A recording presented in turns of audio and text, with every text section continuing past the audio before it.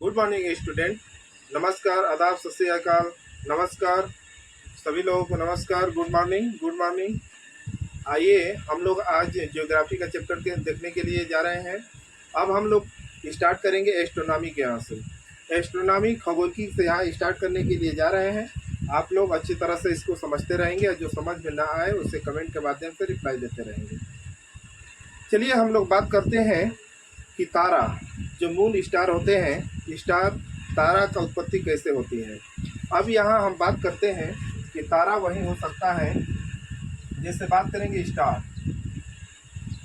तारा, तारा की उत्पत्ति कहाँ से प्रारंभ हुआ। तो चलिए देखते हैं। कोई भी मान लेते हैं कि तारा तारा नहीं हो सकता है जिसके पास खुद का अपना क्या हो, खुद का अपना हीट हो। क्या हो? हीट, जिसे हम लोग ऊष्मा कहते हैं, ऊष्मा। सेकेंड लाइट, लाइट ये प्रकाश।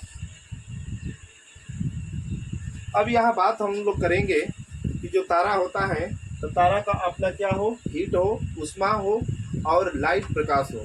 तो अब जिस प्रकार ये दोनों स्थिति यदि उनके पास हो तो उसे हम लोग कहेंगे कि यह स्टार या तारा है। अब उसमें क्या क्या देखिए, ये सन जो है, सन जो सूर्य है, सूर्य के पास अपना क्या है, हीट भी है और लाइट भी है। तो जिस कारण ये सन भी क्या है, एक प्रकार का तारा है, एक प्रकार का क्या है, तारा है। अब चलिए देखिए, अब पृथ्वी, पृथ्वी पृथ्वी कह रहे हैं, सॉरी। अब यहाँ बात करेंगे मून, मून, मून चंद्रमा जो है, चंद्रमा, ये चंद्रमा आप लोग बतलाएंगे कि क्या है। तो आप लोग कहेंगे कि यह एक प्रकार का तारा है। क्यों क्यों क्यों तारा है? क्योंकि इनके पास ऊष्मा अपना नहीं है, ऊष्मा अपना नहीं है, जिस कारण ये तारा की श्रेणी में नहीं आएंगे। क्योंकि ऊष्मा अपना नहीं है, प्रकाश भी इनका नहीं है। क्योंकि देखिए, आपका आप लोग कहेंगे कि ये रात में क्यों चमकते हैं, क्यों अच्छी तरह से हमें दिखलाई देते हैं।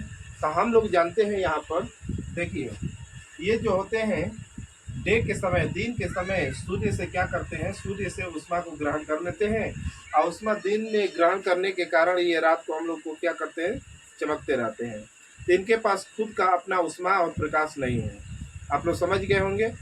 अब देखिए, ये चंद्रमा जो है एक तारा की श्रेणी में नहीं आता है, क्योंकि आप लोग जानते हैं अच्छी तरह से कि इनके पास ऊष्मा और लाइट खुद का नहीं है। ये क्या करते हैं, रात में चमकते हैं, जिस कारण से ये चमकते हैं, किस लिए कि सूर्य से ये प्रकाश को और ग्रहण कर लेते हैं। ग्रहण करने के बाद इसमें हीट उत्पन्न होती है, यही हीट रात में क्या होती है, चमकती और दिखलाई देती है। अब यहाँ बात करेंगे, इतना तो आप लोग समझ गए होंगे कि तारा बनने के लिए क्या क्या चीज़ों की आवश्यकता होती है। तो तारा बनने के लिए दो चीज़ों की आवश्यकता होती है। दो चीज़ क्या क्या है? तो एक खुद हीट होना चाहिए, दूसरा क्या होना चाहिए, लाइट होना चाहिए। आप लोग समझ गए होंगे। अब हम लोग आगे की तरफ चलते हैं। देखिए, अब बात करेंगे तारा बनने से पहले, तारा बनने से पहले आकाशीय धुंध में क्या हुआ, एक प्रकार का हलचल पैदा हुआ। उस समय एक प्रकार का हीट जनरेशन हुआ। हीट जनरेशन कैसे हुआ, चलिए देखिए। सभी बादल आपस में क्या हुए, संगठित हुए। सभी बादल क्या हुए, आपस में संगठित हुए और इसमें एक प्रकार का हीट उत्पन्न हुआ। जैसे हीट बना तो हीट ये किसका रूप ले लिया, देखिए, नेबुला, नेबुला का रूप लिया, नेबुला। अब ये देखिए, जो पहले मान लेते हैं कि हीट जनरेशन हुआ जो बादलों में, उसे हम लोग क्या बोलेंगे, उसका नाम एक प्रकार का क्या बोलेंगे, उसको अच्छी तरह से इसे जानते हैं, नेबुला, नेबुला, जिसे हम लोग निहारिका कहते हैं, निहारिका, निहारिका का रूप लिया।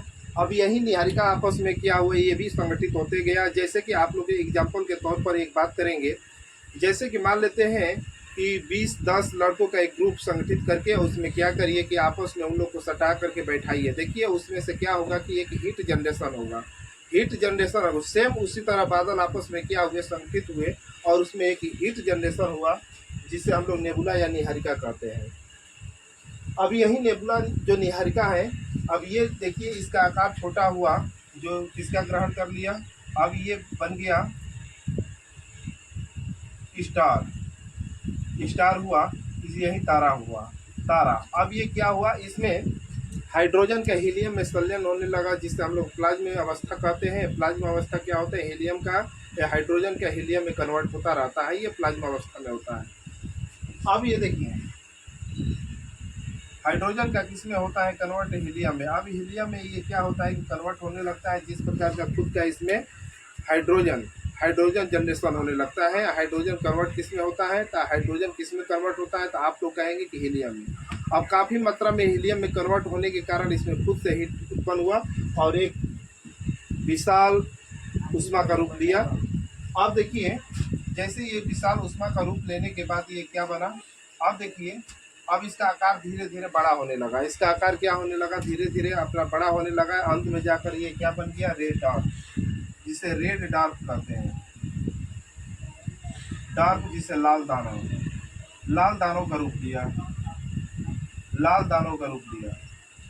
अब ये देखिए जो लाल दानों होता है, तो जो लाल दानों हुआ करता था इसका आकार धीरे धीरे बढ़ने लगा। अब ये आकार किस पर निर्भर करेगा, देखिए आप लोग जानते हैं कि एक चंद्रशेखर सीमा होती है। चंद्रशेखर सीमा जो होती है, चंद्रशेखर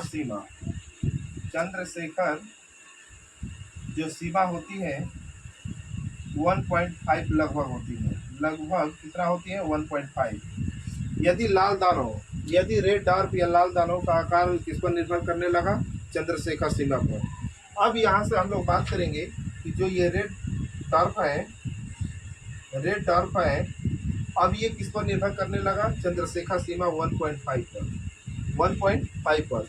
यदि लाल दानों का साइज जो होता है 1.5 से यदि छोटा हो तो ये किसका रूप लेगा, आप लोग जानते हैं ये श्वेत वामन का रूप लेगा। श्वेत वामन